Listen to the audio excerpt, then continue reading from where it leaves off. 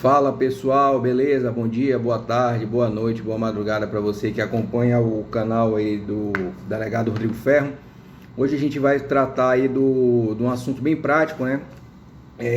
Que é sobre a aplicação do princípio da insignificância pelo delegado de polícia. Então a gente vai discutir aqui se pode ou não pode. Queria pedir desculpa aí ao pessoal que eu ia fazer essa live, na verdade, ao vivo, né? Porque com certeza vai surgir algum questionamento, vai surgir alguma dúvida, mas eu tive que vir para Belém. E eu tô com, na verdade, eu não tenho, pessoal, não tenho notebook, eu uso o computador de casa mesmo, acho bem melhor do que notebook, não sou muito acostumado com aquelas teclas de notebook.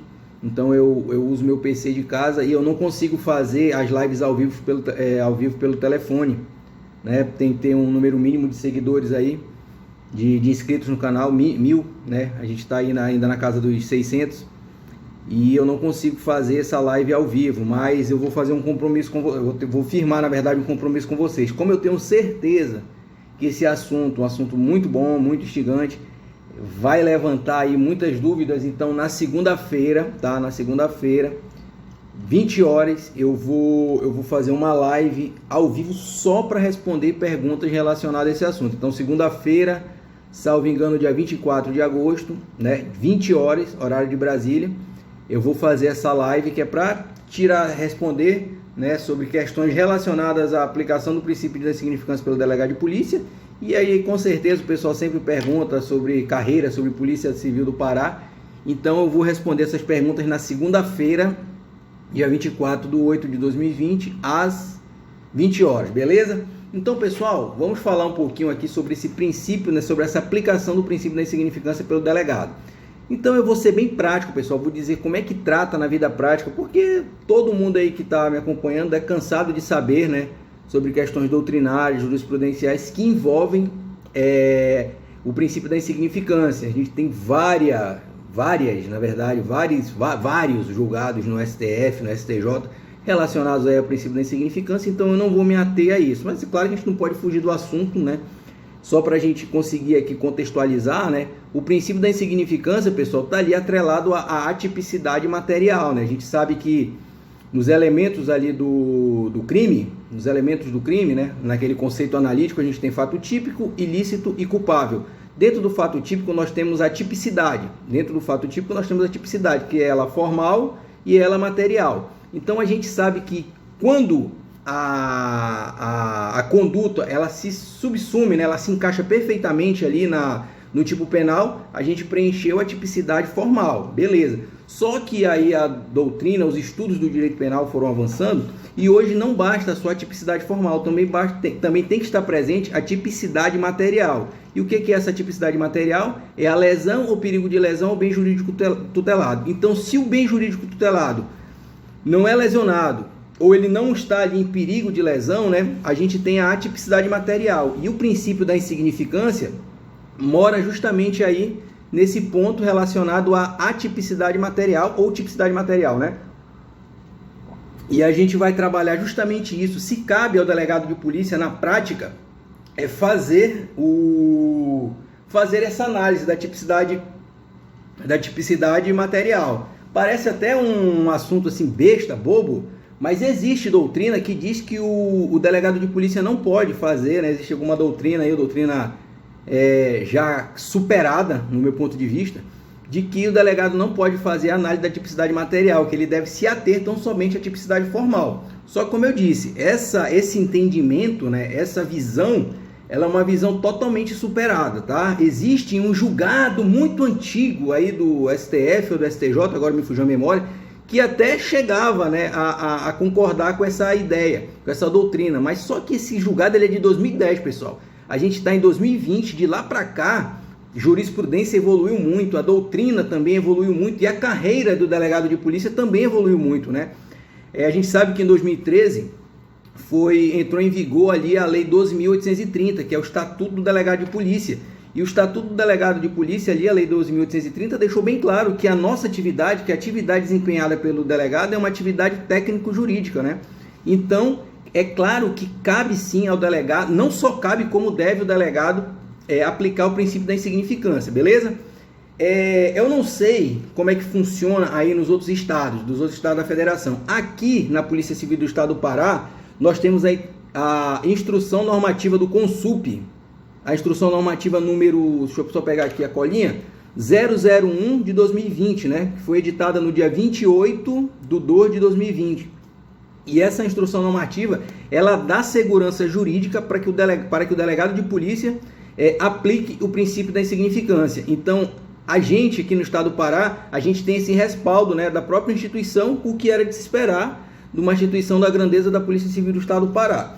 Então, olha só o que diz o item 2.4, o item 2.4 dessa instrução normativa. Vou ler para você aqui, ipsiliterem, tá?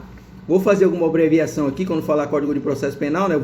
Quando for citado aqui Código de Processo Penal, vou ler só CPP, que é para a gente ir avançando aí na nossa discussão. Então vamos lá. Olha só o que diz aqui a instrução normativa, CONSUP PCPA, número 001 de 2020, editada no dia 28/2 de 2020.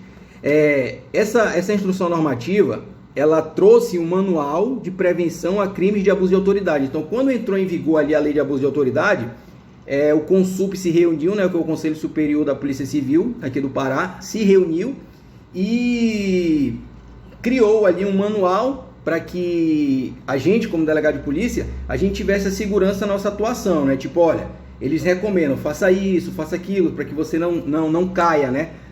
Não seja alvo aí da lei de abuso de autoridade. E eu vou ler aqui para vocês o que diz o item 2.4, para que você veja bem o que traz aí, o que a instituição defende no que diz respeito à aplicação do princípio da insignificância pelo delegado de polícia, beleza? Olha o que diz. Para fins de orientação, são considerados em manifesta desconformidade com as hipóteses legais citadas no caput do artigo 9º, aí o caput diz, decretar a autuação em flagrante quem não se encontre em flagrante delito, artigo 302 do CPP, ou recolher à prisão pessoa sob a qual a regular oitiva de todos os implicados não recaia fundada suspeita da prática de infração penal. Beleza, isso aqui é o que diz o artigo 9º. Aí o que diz aqui a instrução, né? O manual de prevenção a crimes de abuso de autoridade, ele vai dizer o seguinte: nesse particular, não é vedada à autoridade policial analisar os elementos analíticos da infração penal, dentre os quais as questões alusivas às excludentes de ilicitude e também as envolvendo questões insignificantes, as quais conduzem à chamada atipicidade material. Por independência funcional, isso, inclusive, é a obrigação legal do delegado de polícia. E ainda que ele não a tivesse de maneira expressa, o próprio CPP o obriga a realizar esse exame prévio. Então veja que a instrução normativa ela é muito feliz em dizer que o delegado de polícia ele tem que fazer análise ali de todo o crime, né, no que diz respeito ali ao conceito analítico. Não cabe ao delegado analisar simplesmente o fato típico, cabe ao delegado analisar o crime como um todo, fato típico, ilicitude e culpabilidade. E mais, né? E aí trazendo aí direto aí ao princípio da insignificância, é dever, não é um direito do delegado, é um dever do delegado ele fazer essa análise da tipicidade, tanto formal quanto material. Então, assim, de forma muito feliz, e a gente que é delegado aqui no Pará, a gente aplaudiu muito essa instrução normativa, porque ela deu uma segurança, porque infelizmente ainda existe, né, algumas corporações aí e algumas categorias das carreiras jurídicas que querem, né, impor que o delegado de polícia não pode fazer essa análise. Então aqui no estado do Pará, mas não só no estado do Pará, como em todo o Brasil, eu defendo que sim, o delegado de polícia não só pode, como deve aplicar o princípio da insignificância, tá? Então, na prática, como é que se dá essa aplicação? Então, eu vou dividir aqui em apresentação, né, uma apresentação de prisão em flagrante e no desenvolvimento de um inquérito policial por portaria. Na prisão em flagrante, pessoal, quando a situação chega para análise do delegado de polícia, ele tem que olhar para aquele fato, ele tem que analisar aquele fato, ele vai ter que dar o despacho dele. E quando ele vai despachar, se ele verificar que não está presente a tipicidade material, então, o delegado fez a análise do fato e viu, não, beleza, a tipicidade formal foi preenchida, mas eu não verifiquei a tipicidade material. Quando eu não verifico a tipicidade material, o que é que eu vou fazer? Eu faço um despacho, em vez de eu mandar lavrar, em vez de eu determinar ou em vez de eu lavrar o auto de prisão em flagrante, eu faço um despacho dizendo que eu vou aplicar o princípio da insignificância e tomo outros procedimentos. Veja que aplicar o princípio da insignificância não é prevaricação, não é deixar de agir. Você está agindo, você está fundamentando a sua decisão, você está fundamentando o seu posicionamento. Você está dizendo, olha, nessa situação eu vejo que não é caso de lavratura de auto de prisão em flagrante, né? A gente vai colher a oitiva de todo mundo, a gente vai colher o depoimento, a gente vai apreender os bens, se for um caso de furto, a gente vai devolver o produto, né? O bem da vítima para a vítima, só que a gente não faz o auto de prisão em flagrante. O que eu faço no particular quando acontecem essas situações? Antes, o que eu fazia? Antes eu instaurava o inquérito por portaria, e não indiciava, né? Recebia aquilo como notícia crime, não fazia auto de prisão em flagrante, despachava, tomava ali a oitiva de todo mundo, tomava ali todas as medidas recomendadas, e aí eu instaurava o inquérito por portaria e não indiciava o investigado no final, né? Agora eu faço diferente. Eu tomo todas as medidas, ao final eu faço o despacho e através de termos de informação eu mando um ofício para o Ministério Público para que o Ministério Público tome conhecimento daquela situação e, se ele achar por bem, denunciar, né? Se ele achar, não, eu achei que não é caso de princípio da insignificância, então ele vai e denuncia, ele tem ali os termos de informação, não necessariamente precisa ser um inquérito policial, desde que o Ministério Público seja provocado, né, e ele veja ali que tem elementos, ele poderá oferecer a denúncia, né? Então eu hoje faço dessa forma, eu mando tudo aquilo que foi produzido por termos de informações.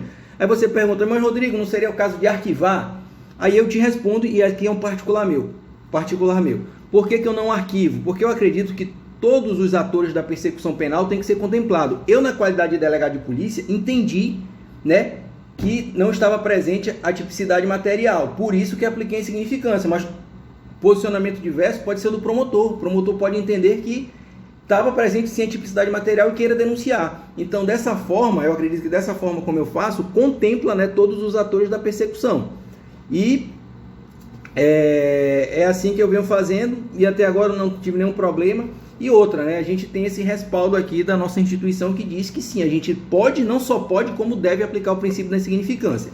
Outra hipótese que pode acontecer é a gente instaurar um inquérito por portaria, né? Instaura-se inquérito por portaria, a gente investiga e no final a gente vê que a conduta do agente investigado, a conduta da pessoa investigada, não era crime, por conta de ausência da tipicidade material. Então não era crime por ausência da tipicidade material. Aí o que a gente faz nesse caso? Muito simples. Relata o procedimento e a gente não indicia. E no caso eu não indicio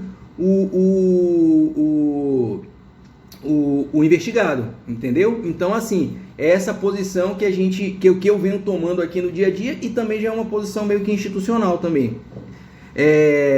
Então, pessoal, conforme vocês viram aí, conforme foi falado aqui, é plenamente possível sim a aplicação do princípio da insignificância pelo delegado de polícia, e é necessário que você aí que pretende, né, ser delegado de polícia, você tenha esse conhecimento.